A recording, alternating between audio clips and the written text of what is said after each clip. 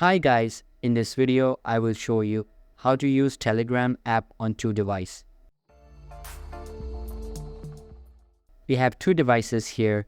One is on the right side of the screen and the second one is on the left side of the screen. So let's move to the device which is on the left side of the screen. First of all, open Play Store app.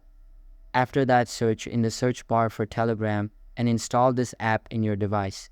As I already installed Telegram in my device, so I don't need to reinstall this. After the installation, tap on the Open option. Now, tap on Start Messaging. Here, first select your country, and the important thing is that enter the same number which you are already using on your second mobile. So, I would write the same number here. By this way, the Telegram will send you the code on that number on which you are already using your Telegram account. So on my second mobile, which is on the right side of the screen, after writing the number, follow the on-screen instructions. After that, look at your second mobile. Here, Telegram has sent you verification code.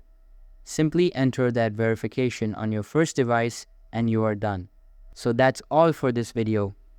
If this video was helpful, don't forget to subscribe and hit the like button. Thanks.